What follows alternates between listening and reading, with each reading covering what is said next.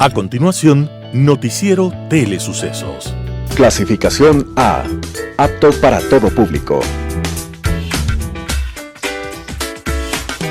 Un noticiero pensado para usted porque se lo merece. Nos acercamos a la realidad desde diferentes perspectivas. Noticiero Telesucesos. Primera parte del Noticiero Telesucesos con las noticias más importantes del día.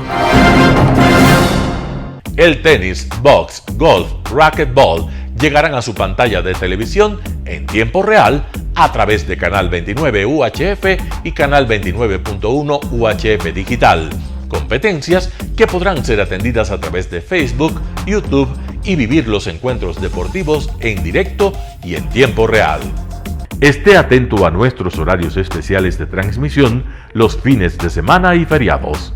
Usted y su familia disfrutarán desde la comodidad de su hogar de las emociones del Ecuavolley, deporte tan nuestro. Somos inéditos y para ello disponemos de un escenario cubierto propio, Arena Telesucesos, desde donde transmitimos nuestros encuentros masculinos y femeninos de este deporte. Telesucesos, el canal de televisión siempre inédito.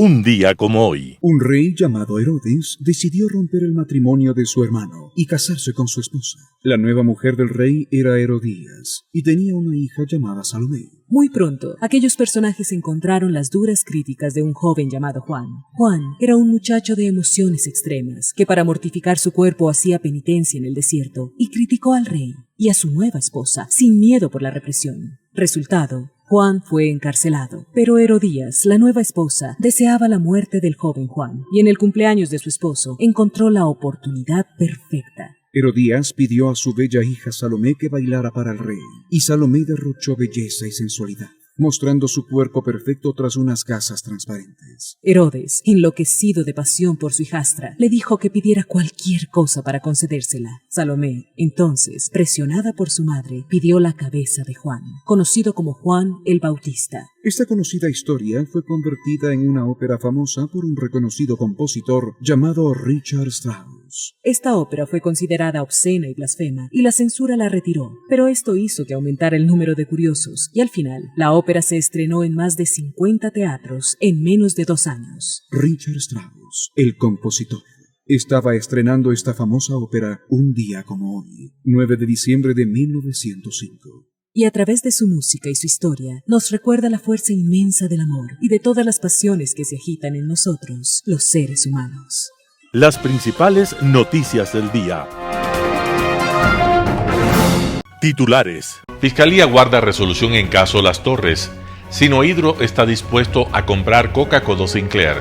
En el segmento de opinión, incremento salarial. En política internacional, Castillo en ruinas. Los editoriales serán de José Hernández. El comercio pereció cuando se fue Guadalupe. Ramiro Ruiz, el Boy Scouts. Noticias del día. Fiscalía guarda resolución en caso Las Torres. Luego de 45 días de audiencia de juicio, las partes procesales del caso Las Torres concluyeron con la presentación de sus pruebas y alegatos ante el Tribunal de la Corte Nacional de Justicia. La fiscal general del Estado, Diana Salazar Méndez, solicitó la pena de 13 años y 4 meses para el excontralor subrogante Pablo Celi y el exgerente de Petroecuador, Pablo Flores. Para la ex asesora de la gerencia de Petroecuador, Natalia C., y el exgerente de refinación de la estatal petrolera, Daniel O., Fiscalía solicitó 9 años y 4 meses de privación de libertad, mientras que para otros sindicados se solicitó la pena de 7 años de prisión y en virtud de su cooperación eficaz, Fiscalía solicitó la pena reducida de 6 meses para una de las procesadas. La solicitud se fundamentó en la evacuación de 55 pruebas, entre testimonios, pericias y pruebas documentales, que probaron la existencia del delito de delincuencia organizada con la participación de algunos funcionarios públicos de alto nivel de la Contraloría General del Estado, Petroecuador y la Secretaría General de la Presidencia de la República, junto con otras personas. Una vez concluida la audiencia de juzgamiento, el tribunal, conformado por los jueces Walter Macías, ponente, Adrián Rojas y Mauricio Espinosa, entra en deliberación, luego de lo cual se convocará a las partes procesales para comunicar su resolución. Sinohydro está dispuesto a comprar Coca-Cola Sinclair. Fernando Santos Albite, ministro de Energía, explicó que el gobierno chino, a través de la embajada en Ecuador, pidió oficialmente una reunión entre los empresarios chinos que tienen problemas en el país, el presidente de la República, Guillermo Lasso, y varios ministros de Estado. El objetivo, tratar amigablemente de discutir cuáles son los problemas y ver si se encuentra una solución. Esa reunión se concretó y de ahí salieron propuestas que el gobierno ecuatoriano está analizando. El representante de la compañía Sinohydro nos dijo que si estamos tan descontentos con la obra, entonces les demos la obra en concesión. Ellos ofrecen protegerla, repararla y cuidarla.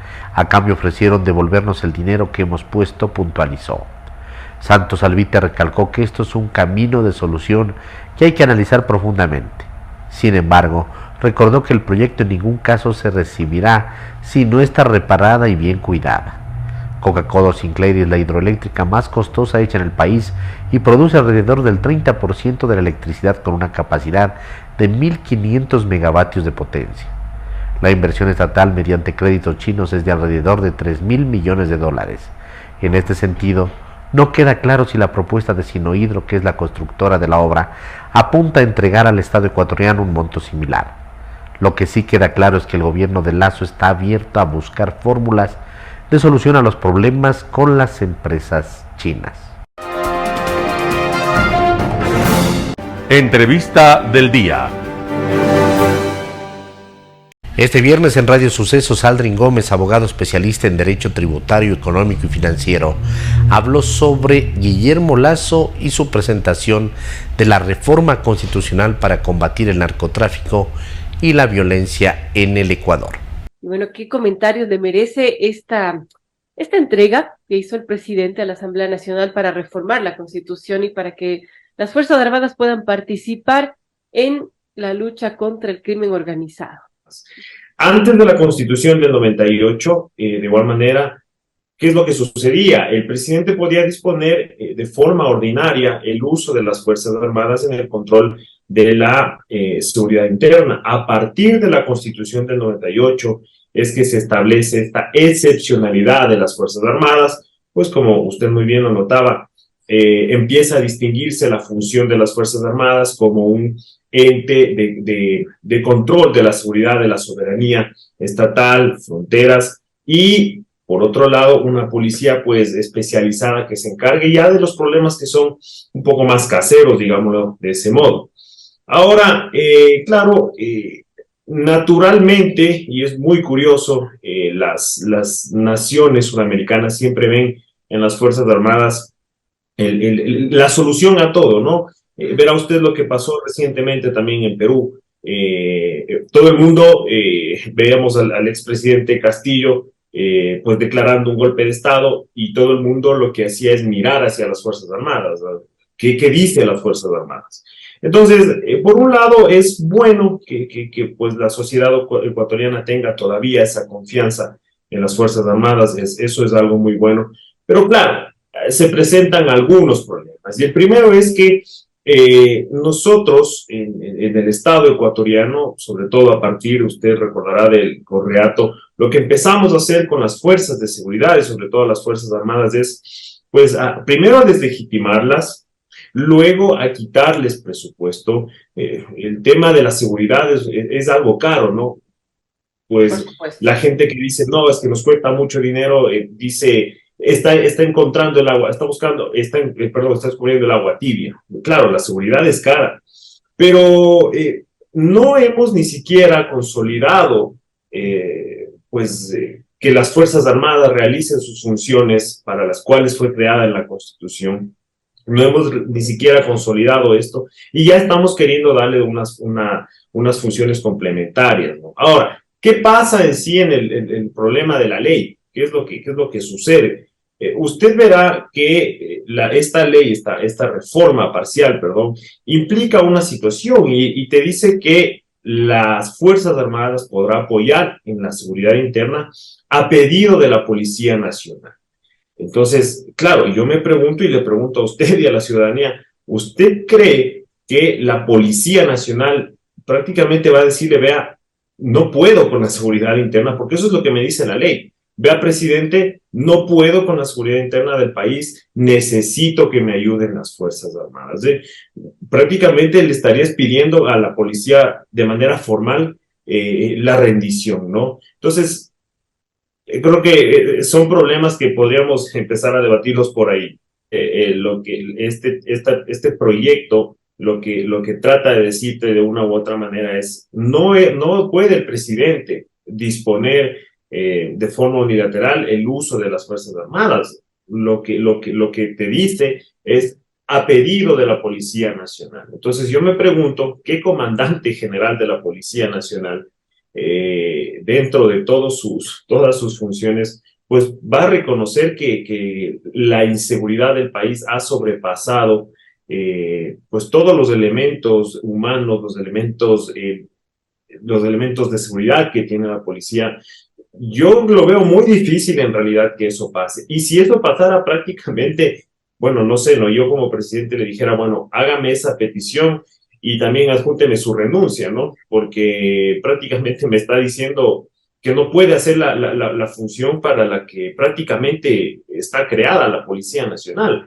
Y luego vamos también a los problemas. Mire, la gente piensa que acá los asambleístas, sobre todo los políticos, piensan que esto es de soplar y hacer botellas, ¿no? Entonces, yo me pregunto cómo está las Fuerzas Armadas en tema de dotación, en tema de recursos. ¿Qué está pasando con el Ministerio de Finanzas y todos los presupuestos que tienen que entregarse? Primero para las finalidades que ya tienen las Fuerzas Armadas y luego para estas otras complementarias que quieren instaurarse en el país. Mire, lastimosamente, como le digo, creo que los políticos, sobre todo, le vuelvo e insisto, desde la época de Correa, pues lo que se hizo fue recortar los recursos de las Fuerzas Armadas y de la Policía Nacional de una manera abismal, ¿no? Que hoy en día uno dice, bueno, Dios no quiera que suceda un conflicto bélico internacional, porque se van pasando por encima de nosotros nomás. Y con todo el respeto se lo digo de las Fuerzas Armadas, yo creo que muy respetuoso de las Fuerzas Armadas, pero hay que decir las cosas como son, y la realidad es esa. Las Fuerzas Armadas no se encuentran ni capacitadas, ni tienen todavía la dotación, los recursos para cumplir las finalidades que ya les ha dado la Constitución. Peor van a tener ahora para el tema de la seguridad interna. Entonces yo creo que esta propuesta del presidente viene también acompañada de una política pública de dotación de recursos a las Fuerzas Armadas, ¿no? Porque no solo es de decir, a ver, militares salgan a las calles. Mire, por más que uno, y se lo digo, esto no debería ser así, por más que uno mire militares en las calles, de hecho eso es lo que le gusta a la gente, que los militares estén patrullando por ahí, y a uno le da esa sensación de seguridad. Pero bueno, al final del día uno dice, ¿es real esa seguridad que nos brindan las Fuerzas Armadas o es solo meramente especulativa? Y bueno, ahí veremos. Claro, eso es una situación que habrá que esperar, ¿no? Habrá que ver qué sucede y cómo lo está planteando el gobierno, más allá de ir y presentar en la asamblea pues esta propuesta. A continuación vamos a ver la segunda parte de la entrevista al ingeniero Freddy Erazo, administrador general del municipio del Distrito Metropolitano de Quito, donde topa el siguiente tema: recaudación del GAT del Distrito Metropolitano de Quito. Hablemos un poco del tema de la recaudación del GAT del Distrito Metropolitano de Quito. Medios de recaudación, dice 2023. Chatbot, ¿qué es esto del chatbot? A ver, primero, en lo que es recaudación. En la recaudación propia del municipio estamos en el 99.08% de recaudación con corte al 30 de noviembre. Eso quiere decir que si recaudamos en este mes de diciembre solo $3 millones, llegaremos al 100% de los más de 360 millones de ingresos propios. Esto es importante porque la ciudadanía se 360 compromete. De lo del presupuesto de 900 solo hablamos, son de esto, de recaudación. Sí, solamente de ingresos propios del municipio. ¿Ya? Básicamente el grueso de esto es el impuesto predial, que más o menos bordea los $100 millones. Ese es 1/3 de la recaudación propia de todo el municipio. Y lo importante es El compromiso ciudadano, que siempre hay que recalcar. Sí, hemos hecho gestión, hemos hecho cobranza, hemos trabajado muchísimo en recuperar los valores, pero para mí siempre será lo más rescatable esa cultura del quiteño, de pagar sus impuestos, de pagar las tasas, de pagar las contribuciones especiales. Eso se refleja en este 95%. 99.08. Perdón, 99. 99.08. Nos faltan 3 millones de dólares. Y con esos 3 millones de dólares, que es una cifra muy pequeña como para recaudar en diciembre, creemos que lo vamos a conseguir, vamos a llegar al 100% del valor presupuestado de ingresos propios. Ahora bien, en lo que tiene que ver con ingresos del gobierno nacional, estamos en un 61.8%. El gobierno nacional ya ha hecho el anuncio de que va a seguir igualándose en los pagos. Evidentemente, el presidente hizo el anuncio. En algunos municipios tenían atrasos desde el 2015. Esa brecha se va cerrando y nosotros estamos avanzando. Esperamos que terminado el año lleguemos a un 75-80%, con lo cual vamos a tener una importantísima recaudación como municipio. Y eso es lo que maneja la administración general, la generación del ingreso. Correcto. ¿Cómo estamos en el tema de los impuestos prediales? Ya. ¿Estamos dentro del bienio todavía que se hace? Exactamente. Ajá. A ver, cada 2 años hay un cambio de la valoración de la ciudad. Eso es porque el COTAD lo manda, el Código Orgánico de Organización Territorial, Autonomía y Descentralización, nos dice, cada 2 años los municipios van a cambiar la valoración de sus bienes en función de una ordenanza. Este año se maneja la misma ordenanza que estuvo vigente para el año anterior, no va a haber cambios de valoración, exceptuando cosas pequeñas que siempre sucede. Este año 23, o sea, 22-23 es el bienio, correcto. Exactamente, es 22-23, por lo que el impuesto predial más o menos va a estar por los mismos valores, no debería tener una variación, como digo, salvo temas menores. Lo que siempre sufre variaciones, y quizás es un tema que no toda la ciudadanía conoce, es la contribución especial de mejoras, que se cobra conjuntamente con el predial. ¿Qué es la contribución especial de mejoras? Son las obras que se hacen en la ciudad. Entonces, si es que yo hago una obra, por ejemplo, asfaltamos la parte de adelante del canal, pues el canal tiene que asumir esos valores, pero no es que se cobran en un año, se disuelven hasta en 10 años, según lo que nos dice la norma. Hasta en 10. Hasta en 10 años. ¿Y cómo se determina eso? Si es 1, 2, 3 o hasta 10 años. Normalmente el municipio de Quito lo que ha aplicado es una teoría de 10 años, porque efectivamente es el contribuyente el que va a pagar por estas obras.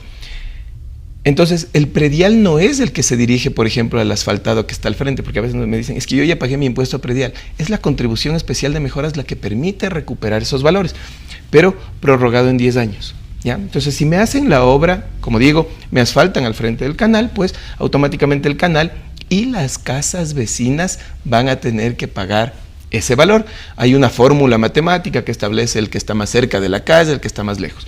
Pero hay otras obras, las distritales, por ejemplo, la Ruta Viva. La Ruta Viva es una obra que se disuelve para todas las propiedades, los bienes inmuebles de la ciudad. Para todos en función de su valoración. Entonces ahí sí no importa que yo esté cerca o lejos, como la Ruta Viva, que es una obra distrital, beneficia a todos, esos valores se disuelven, entre todos los bienes inmuebles de la ciudad y hay que pagar pues por estas obras. Estas obras en cambio ya no se disuelven en 10 años. La norma dice que yo puedo disolverles hasta por el tiempo de los préstamos, en el caso del préstamo para la Ruta Viva, en 14 años. ¿Cuándo se comenzó a cobrar eso? Desde el año pasado. Aquí viene el año 2 recién que vamos a pagar. Entonces, ¿qué más se cobra? Las obras que se hacen en los parques. Por ejemplo, si es que en un parque se adecúan los juegos, pues el barrio que está cerca se beneficia de esos juegos y evidentemente eso también se cobra a la gente. Son más o menos unos temas que son importantes de considerar con respecto a lo que tiene que ver con este concepto de la contribución especial de mejoras. El problema es que a veces no duran esas obras los 10 años en los que venimos pagando, y no lo digo por este municipio, por esta administración, sino, por ejemplo, la calidad del asfalto que tenemos aquí en el Ecuador, ¿no? Exactamente. Bueno, el tema del asfalto es un tema que lo maneja directamente el EMAUP, no nosotros como Administración General, pero efectivamente ese es un problema. Ese es un problema real y por eso el señor alcalde ha hecho los anuncios de que no se tienen que hacer recapeos simples, sino que se tiene que cambiar la estructura de la vía, porque si no pasa esto, un poco yo creo que la inmediatez que exige la ciudadanía termina jugándonos a todos en contra, y me refiero no en estos casos en particular, sino en general, por la inmediatez de arreglar, échele un poquito de asfalto, ya tapé el hueco, pero a los 3 meses se vuelve a abrir. Claro. Entonces, sí es importante hacer una reconcepción de ciudad. Un panorama de noticias para su estatura intelectual.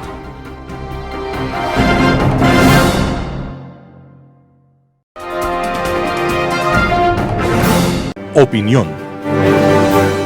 Estimados amigos y amigas, gracias por estar con nosotros en este programa de Telesuceso. Hoy vamos a hacer un comentario sobre un tema muy importante para el país, para la economía privada, para los trabajadores. El tema es el aumento del salario básico de $25 a partir del 1 de enero del año que viene.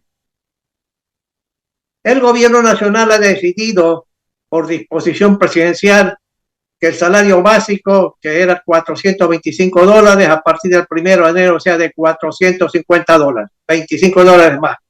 Pero no hay que olvidar que sencillamente en el Ecuador tenemos el 13º, el 14º sueldo, el fondo de reserva y la obligación legal de que los trabajadores tienen que estar irremediablemente afiliados al Seguro Social ecuatoriano por parte de los patronos. Y esto implica, naturalmente, un costo para el patrono. De los $450, si uno calcula todo eso, sencillamente el sueldo total, el ingreso total de trabajadores se va hacia unos $636 al mes. Para aquello que se llama pues el trabajo adecuado, vale decir, los trabajadores que están trabajando 40 horas a la semana están ganando pues el salario básico. ¿Cuál es el fundamento para esta decisión gubernamental y especialmente el señor presidente de la República? Pues bien, el presidente don Guillermo Lasso Mendoza en la campaña electoral y ya en la presidencia ha dicho varias veces que él tiene que cumplir con una promesa. Y la promesa es aumentar el salario básico en los 4 años de su gobierno hasta llegar y entregar al nuevo presidente en 4 años sencillamente $500, $25 anuales en su periodo, que son 4 años por 25, 100. Y él recibió pues un salario, no él, sino pues el país, cuando él entró de presidente, el salario básico era 400, pues entregará al nuevo presidente dentro de 2 años y medio $400. Esa es una decisión eminentemente política, no es una decisión técnica, no es una decisión basada en todo lo que se llama la productividad de la economía. Los empresarios privados pues ya han comenzado a indicar que no les parece conveniente esto. Y no se trata de sencillamente de no estar condescendientes con los trabajadores, sino sencillamente, ¿por qué?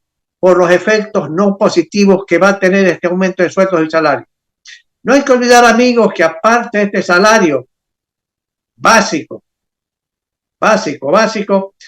el comité correspondiente, que está integrado por representantes de trabajadores, de empresarios y del ministro del Trabajo que preside este comité en nombre del gobierno, sencillamente habrá pues una serie de disposiciones legales de aumento de sueldo, una serie de actividades económicas. Y entonces toda la estructura de sueldos y salarios en el país va a ascender. ¿En cuánto más o menos ha ascendido la decisión presidencial del salario básico? Un 6% aproximadamente, $25 con respecto a $425, ¿sí? Pero naturalmente va a tener efectos no positivos. ¿Por qué? Porque sencillamente los salarios deben estar en función de varios factores eminentemente técnicos y económicos. Uno de ellos es la productividad de la economía, la productividad de cada actividad, de cada empresa y de cada sector de la economía ecuatoriana. Al gobierno o a los empleados públicos no les va a pasar nada. ¿Por qué? Porque sencillamente el sueldo que tienen los empleados públicos en los ministerios, en las empresas estatales, es mucho más pues de los $425. Esto va a ser un efecto al sector privado de la economía. ¿Está creciendo la productividad de la economía? Lamentablemente uno tiene que decir que lamentablemente esto no está pasando. Por lo tanto, el 6% adicional va a significar un aumento de costos de todas las empresas por la contratación de trabajadores. ¿Y esto qué va a acontecer? Sencillamente lo que va a acontecer es que muchos empresarios van a decir, yo no puedo reducir mis rentabilidades. Por lo tanto, tengo que aumentar los precios de mis artículos. ¿Sí? Así operan los empresarios en todas partes del mundo. Algunos empresarios que tienen buenas rentabilidades, muy buenas rentabilidades, dirán, sí, ok, yo no voy a aumentar el precio de mis artículos, me contentaré con bajar algo mi rentabilidad. Bueno, eso debe ser pues un porcentaje menor. Pero ¿cómo se distribuye la productividad de la economía? Se distribuye entre tres grandes partes. La primera tiene que ser con aumento de sueldos y salarios. Segundo, sencillamente, tributos. A medida que crece la economía, a medida que crece la productividad, crecen las utilidades, crecen los sueldos y salarios, etcétera, etcétera. Sencillamente, pues la recaudación de una serie de impuestos, como el IVA, como el impuesto a la renta, las empresas, etcétera, aumentan. Por lo tanto, el gobierno recibe también de este aumento de productividad una parte.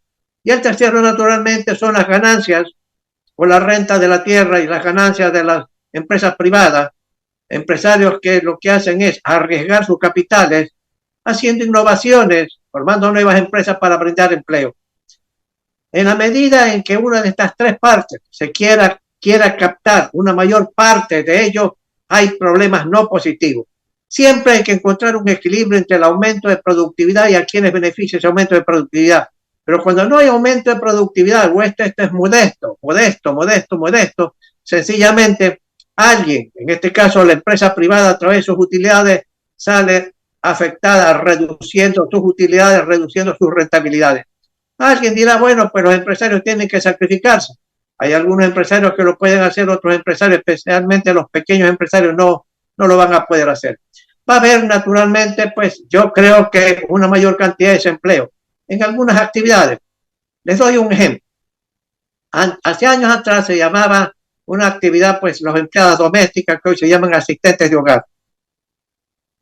Ya a nivel de $400, muchas amas de casa, muchas jefes de familia, hablaban con sus amigas, con sus vecinos, etcétera, para compartir la semana de trabajo entre 2 o 3 personas. Que vaya 1 o 2 días a un lugar, 1 o 2 días a otro lugar, de esa manera cubrir y pagar los $400 con todas las obligaciones legales que existen. Hoy va a pasar más intensamente eso. ¿Por qué? Porque muchas amas de casa dirán, yo no puedo pagar más de los $425 y comenzarán a buscar pues sencillamente amigas que quieran compartir esto, compartiendo pues los servicios de las empleadas domésticas, anteriormente del calificativo, que hoy se llaman pues las asistentes de hogar. ¿Y eso qué implicará? Implicará pues desempleo, menos oportunidades de empleo. De tal manera que eso va a ser un problema al futuro en el Ecuador. Pero aparte de eso, los empresarios comenzarán a reestructurar sus costos. ¿Por qué? Porque hay un aumento de 6% aproximadamente en sueldos y salarios. ¿Sí? Pero aparte de eso, mis amigos, aparte de eso, sencillamente hay la obligación pues de contribuir con mayor cantidad pues al Seguro Social ecuatoriano. ¿Sí? Y entonces los empresarios comenzarán a ver cómo reestructuro costos, dónde puedo ahorrar. Si un momento dado pues tengo que meterle más progreso tecnológico a los procesos productivos que yo tengo en mi fábrica, en la agricultura, etcétera, entonces comenzarán a reemplazar mano de obra cara pues sencillamente por más tecnología en los procesos, más maquinaria, más moderna, etcétera, etcétera. Y eso implica irremediablemente no crear empleo adecuado. En América Latina, voy a hacer una comparación. Si usted tiene México, por ejemplo, en México no hay la obligación de afiliar al trabajador al Seguro Social mexicano. Cada patrono decide si lo afilia o no lo afilia a su costo. Pero no hay la obligación como Ecuador. ¿En qué partes del mundo, en qué partes de América Latina hay el 13º, el 14º, el Fondo de Reserva, etcétera, etcétera? Ecuador es una excepción. Y en el caso mexicano, el salario básico en México es mucho menor que lo que pasa en Ecuador. Solamente uno tiene Uruguay, si mal no recuerdo, y Chile, que tienen un salario básico pues más o menos cercano a lo que tiene el Ecuador. Pues el año que viene se van a igualar. El resto de los países de América Latina, estimados amigos, tienen salarios básicos mucho menores. Ecuador tiene una mano de obra cara. Eso es la verdad. Y discúlpenme los trabajadores y los líderes sindicales. Eso es verdad. Y lo que se requiere es crear un ambiente adecuado. Y ahí se requiere unas reformas a fondo de tipo laboral que el gobierno ha querido formular, pero que el Congreso no está preparado políticamente para aceptar una serie de ideas. Y tampoco los líderes sindicales. Gracias, amigos. Nos veremos la próxima semana. Gracias. Global Hoy con Alan Carney. Castillo en ruinas. Las noticias que recorrieron al mundo y a la región anunciando que el presidente del Perú, Pedro Castillo, había disuelto el Congreso de la República y resuelto gobernar por decreto en un acto carente de cualquier sustento legal, generaron preocupación ante la perspectiva de ver a un incompetente autoritario tumbar otra democracia regional, imperfecta y con deudas para con el país y con todos los defectos que se le quiera atribuir. La reacción de la institucionalidad peruana, frágil como es, fue sin embargo casi unánime y condenó con claridad el patético intento de golpe de Estado del presidente. En apenas 2 horas se desmontó la intentona al quedarse el presidente absolutamente solo, como se dice por aquí, colgado de la brocha. Hace como 90 años, un escritor italiano muy famoso, Curzio Malaparte, escribió un libro llamado Técnica del golpe de Estado, tras analizar críticamente el golpe de Estado bolchevique en Rusia, el golpe de Estado fascista en Italia, el de Napoleón del 18 Brumario y otros varios que se produjeron en diversos estados. Para Castillo, su lectura habría sido de utilidad en vista de su decisión de liquidar la democracia peruana, renqueante y todo. Pero al parecer, leer no era una de las fortalezas del presidente Castillo. A semejanza de otros representantes de la izquierda actual en Latinoamérica, como los ilustrados Maduro, Evo, Ortega, que engalanan al socialismo del siglo XXI con sus luces y que deslumbran al resto de los que aún se proclaman intelectuales socialistas. ¿No llama la atención que, a horas del golpe frustrado, el presidente mexicano haya salido en encendida defensa de su coideario y de la vicepresidenta argentina Cristina Fernández, condenada a 6 años de cárcel, en síntesis, por ladrona? Tampoco llama la atención que el presidente golpista haya buscado asilarse en la embajada mexicana, que fue bloqueada por ciudadanos automovilizados, para impedir que Castillo se sumara al Club de Puebla, donde destacados delincuentes de la región, todos supuestos socialistas, han sido acogidos por los mismos cálidos abrazos que AMLO ha brindado a los narcotraficantes locales. Lo que sí sorprende son las penosas declaraciones del presidente Petro, a quien la solidaridad ideológica le ha jugado una muy mala pasada al salir en defensa de un golpista, en este caso de izquierdas. Afirmar que no logró movilizar a su pueblo es un pésimo intento de lavar la cara a un golpista, pero sobre todo a un corrupto. Hablamos aquí de una caída o de un derrumbe. El presidente Castillo no se cayó de pronto, se derrumbó a lo largo de 1 año y poco más en un proceso que arrancó prácticamente desde el primer día de su gobierno. Como ya alguna vez comentara, el balotaje o segunda vuelta, a cuenta de poder escoger el mal menor, abre el espacio para que, a causa de las ambiciones personales de una pléyade de candidatos agobiados por sus egos, puedan darse segundas vueltas entre los extremos del espectro político. La lamentable ausencia de partidos políticos orgánicos da lugar a la presencia de empresas electorales cuyo objetivo es el negocio del poder. Recordemos que entre el entonces candidato Castillo y la segunda candidata Keiko Fujimori sumaron menos del 30% del total de votos en la primera vuelta. El fraccionamiento del Congreso tuvo similares características dividido en una miríada de empresitas electorales para las que lo que importa era hacer caja. Un permanente tira y afloja inicial con Perú Libre, el partido que auspició la candidatura de Castillo, pues su máxima figura, Vladimir Cerrón, no podía terciar en los comicios por haber sido condenado por abuso de fondos públicos durante su gobernación en Junín. Este partido es una inexplicable mezcla de un radicalismo de extrema izquierda con unas posturas moralistas ultraconservadoras y homofóbicas. Cerrón pretendió manejar el gobierno desde el Congreso a través de Guido Bellido, su hombre de confianza, al que Castillo nombró, pese a todas las advertencias, presidente del Consejo de Ministros. Una suerte de primer ministro con minúsculas que apenas duró 4 meses en el cargo hasta que se produjo la ruptura con Cerrón. Desde ese momento, Castillo se vio obligado a buscar las alianzas más extrañas para tratar de sobrevivir. Con cada día que pasaba, la absoluta incompetencia y la falta de preparación se hacían más evidentes.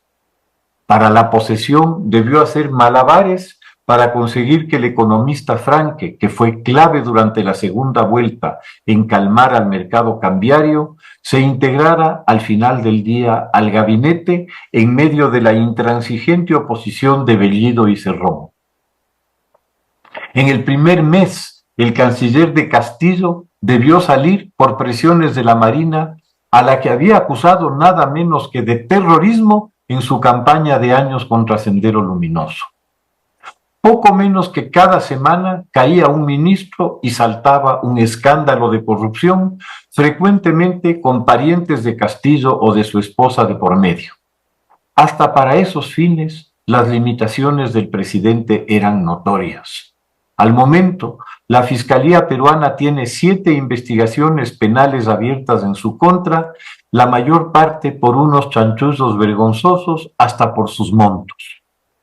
Durante los 18 meses del ejercicio, por el gabinete han pasado 80 ministros, es decir, uno cada 6 días, con bastante más pena que gloria, inclusive uno que se proclamó gran admirador de Adolfo Hitler y su obra pública. La mayor parte operó hábilmente con perfil bajo para no atraer la atención a los negocios que hacía. Sorprendentemente, en medio de semejante caos político, la economía peruana ha podido seguir operando casi con normalidad. Para el año 2022 se espera un crecimiento de 3.3%, lo que la pone entre los más importantes de la región tras la pandemia. Contrariamente a las economías de gobiernos ideológicamente afines, como el venezolano, con una inflación acumulada en el 2022 del 120%, o de Argentina, que se espera cierre el año fiscal con el 90% de inflación, el Perú lo hace con una tasa del 7%. Preguntando el porqué de esta situación de entrada poco entendible, la explicación se da porque en un extraordinario caso de iluminación, la clase política peruana ha sido capaz de establecer un acuerdo para dejar fuera de los mare magnums políticos la gestión de las finanzas y la economía pública. Esta se ha puesto en manos de profesionales y técnicos competentes en la gestión económica, sin condicionamientos políticos. Al contrario de lo que ocurre en la política, que es la permanente inestabilidad e incertidumbre, en la gestión económica, la estabilidad y la previsibilidad es la norma. Como dato interesante, el presidente del Banco Central del Perú ha visto desde su despacho pasar a 7 presidentes del país. Ahí radica el éxito económico peruano. Ninguna importancia tiene la ignorancia o la mala fe de sus políticos mientras no puedan meterle mano al manejo económico. Esa debería ser una importante elección para la región. Resulta hasta sardónico que Pedro Castillo acompañe en su condición de golpista a la bestia negra del golpismo latinoamericano, el expresidente Fujimori. tomados de la mano la extrema izquierda y la extrema derecha en demostración de su identidad esencial, la del autoritarismo y la dictadura. Muchas gracias. Editorial. El Boy Scouts, artículo de Ramiro Ruiz. Jorge David Glass Espinel, ingeniero eléctrico y político. Ocupó el cargo de vicepresidente de Ecuador del 24 de mayo del 2013 al 13 de diciembre de 2017. El presidente Lenín Moreno suspendió a Glass de sus funciones oficiales como vicepresidente el 3 de agosto del 2017. En diciembre de 2017, Glass fue condenado a 6 años de prisión por un tribunal penal de la Corte Nacional de Justicia por recibir más de 13.5 millones en sobornos en el escándalo de Odebrecht. Amigo del presidente Rafael Correa desde su época como Boy Scouts, tiene formación humana y académica antiética y una impúdica carrera política. Licenciado en Ingeniería Eléctrica y Electrónica por la ESPOL, que obtuvo el 22 de septiembre de 2008. La tesis de Glass fue revisada por Genove Yenko, un profesor de la República Dominicana. Descubrió que el 35% de la tesis de Glass era sospechosa de plagio. La investigación de una comisión creada por la ESPOL absolvió a Glass de plagio. Sin embargo, Glass reconoció que debía haber citado mejor sus fuentes. Hasta ahora, algunos profesores de esa institución son fanáticos correístas y defensores de Glass. Desde 2007, Glass ocupó varios cargos políticos en el gobierno de Rafael Correa. Fue gerente general del ahora cerrado Fondo de Solidaridad entre 2007 y 2009. La empresa era una fusión de varias empresas públicas de telecomunicaciones y generación. El miembro de la Asamblea Nacional por el Partido Sociedad Patriótica, Galo Lara, denunció a Glass el 3 de enero del 2013 a la policía por plagio en su tesis y por ocupar un cargo público sin estar calificado para hacerlo. Lara dijo que Glass, durante su mandato como gerente general del Fondo de Solidaridad, necesitaba un título académico de tercer grado que Glass no tenía.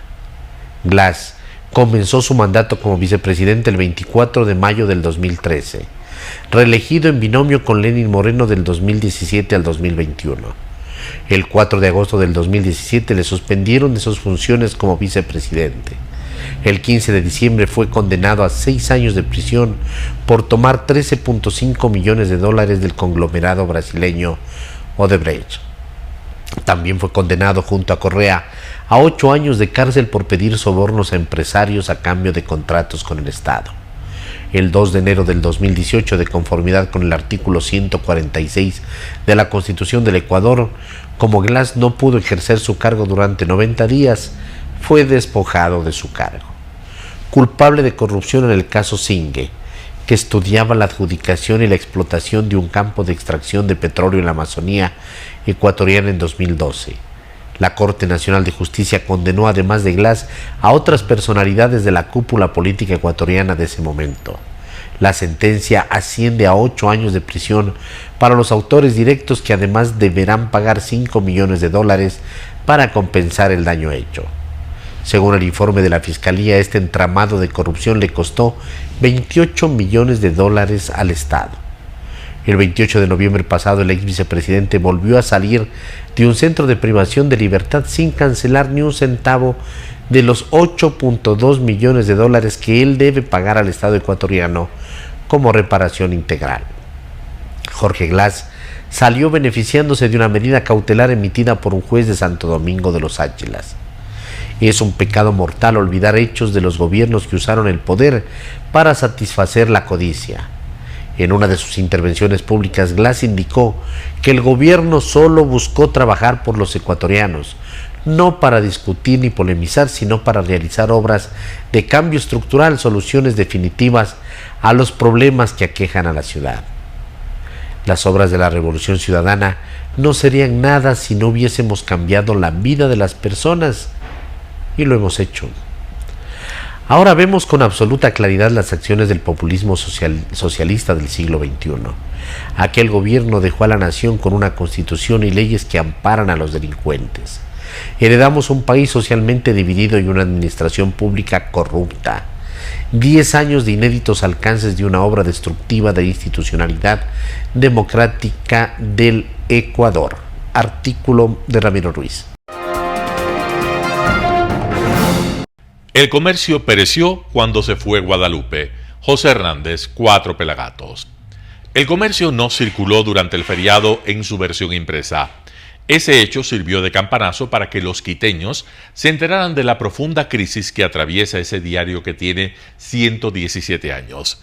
No circuló por un paro de trabajadores y periodistas impagos desde hace meses, 4 en el caso de 210 jubilados, 3 de 200 despedidos y 3 de 261 empleados del diario. La crisis no es solo económica. Basta tener el diario en las manos para ver que ese medio, pujante en otras épocas, perdió tamaño y volumen de páginas en forma mayúscula. Y basta hojearlo para saber que el peor de los escenarios en una redacción es hoy una realidad en el diario hecho en San Bartolo, al sur de Quito. Cerrar sus ediciones con lo que tengan a mano. El Comercio no es un periódico pensado, es el resultado de sus propias carencias. Dejó de ser un diario de referencia y ya no compite en ningún plano en el mercado de la información. No informa, no analiza, no investiga. Es una magazine hecho con historias, en casos intemporales y en casos bien ilustradas. Historias ligeras. La crisis del comercio es de sustracción de materia, de valores, de talento humano desperdiciado a lo largo del tiempo, de periodismo. El Comercio pasó de ser un diario que con Guadalupe Mantilla tenía una línea editorial informativa claramente definida alrededor del destino y el futuro del Ecuador a ser un negocio administrado por personajes que el país nunca conoció.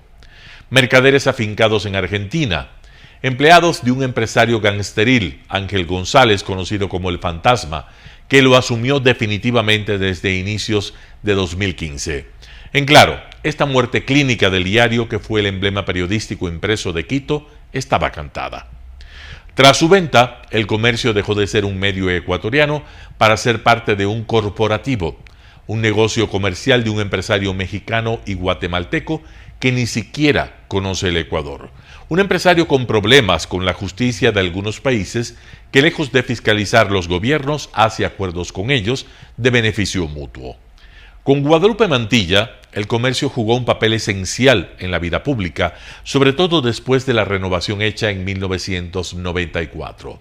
Entonces el diario mutó de blanco y negro a color, pasó de 4 secciones a 16, lanzó productos periodísticos novedosos, puso la agenda de la sociedad en el centro de las preocupaciones de sus periodistas e involucró a todos los actores, en particular a las comunidades indígenas que los reporteros visitaban, y también sus líderes, Luis Macas, Blanca Chancoso, Nicolás Isa, Nina Pacari, entre otros, fueron consultados en todos los temas de políticas públicas e invitados a departir y dialogar con el directorio del diario.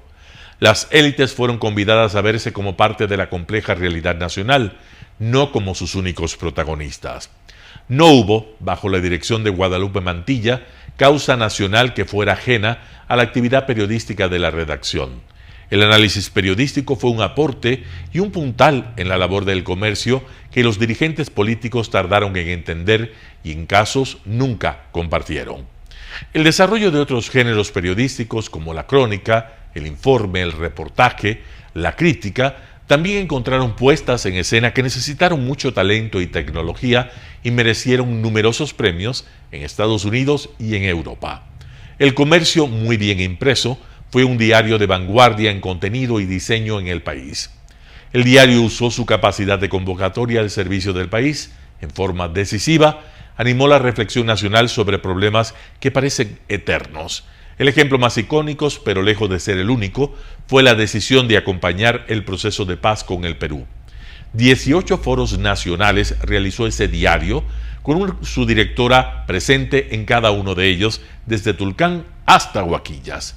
Correa, que no quería una prensa independiente, desconoció las transformaciones que el diario capitalino hizo para profesionalizar el oficio, formando periodistas y haciendo grandes inversiones. El pánico político de tener una prensa crítica y la voracidad de un empresario totalmente foráneo y antiético, se aliaron para poner fin a la tenacidad y la voluntad de Guadalupe Mantilla de convertir el comercio en uno de los mejores diarios de la región. La era de esa señora no puede ser comparada, en forma alguna, con la de Ángel González. Ella conocía el país. Contribuir a cambiarlo era su obsesión, y estaba convencida de que un medio debe servir a las causas de sus ciudadanos. Imposible que eso pudiera siquiera imaginarlo el fantasma, un pirata contrachavado con el correísmo, que dejó sin alma apenas compró al que fue el mejor diario ecuatoriano. José Hernández, 4 Pelagatos. Noticias internacionales. Un intercambio propio de la Guerra Fría. Es un intercambio propio de la Guerra Fría. La estrella del baloncesto estadounidense, Brittney Green, ha llegado la madrugada del viernes a Texas tras un largo y arduo viaje. El mismo día fue liberada de una prisión rusa a cambio del traficante de armas Viktor Bout. Greener se enfrentaba a 2 años de cárcel en Rusia después de que un tribunal moscovita la condenara por un delito de drogas. El canje de presos tuvo lugar en una escala en Emiratos Árabes Unidos que facilitó el acuerdo entre Washington y Moscú. Ambos se cruzaron momentáneamente al cambiar de avión. Bout fue condenado por un juez estadounidense a 25 años de cárcel por tráfico ilegal de armas.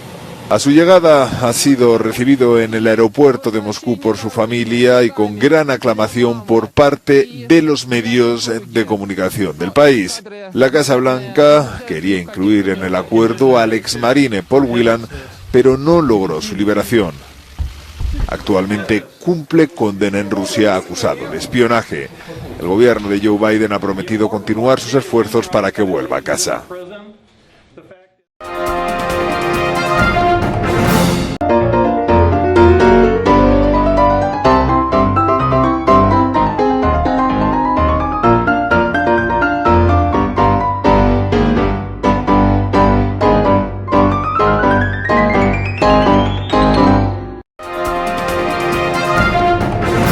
Consideramos que el ecuavóley es una manifestación deportiva con partida de nacimiento popular y nombre propio ecuatoriano. ¿Cómo llegar? Nuestras instalaciones se encuentran en el norte de la ciudad, en un sector de gran crecimiento y desarrollo urbano al que se accede a través de la vía E35, más conocida como la Avenida Panamericana Norte. Desde el centro comercial El Portal, a 2 kilómetros a la derecha, se encuentra la calle García Moreno, antiguo camino a Llano Grande, una arteria en la que se desarrollan dinámicos comercios. Junto al centro comercial Ciudad Alegría, a 100 metros, hemos llegado a nuestras instalaciones, Arena Telesucesos, la cancha del ecuavóley.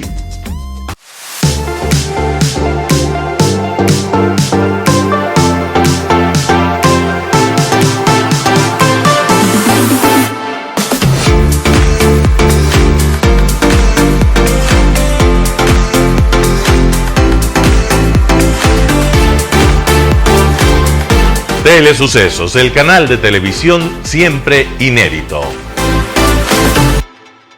Telesucesos, el canal de televisión siempre inédito. El noticiero Telesucesos es retransmitido de lunes a viernes a las 7 horas por Radio Planeta Sur 106.1 FM de la ciudad de Loja. Noticiero Telesucesos.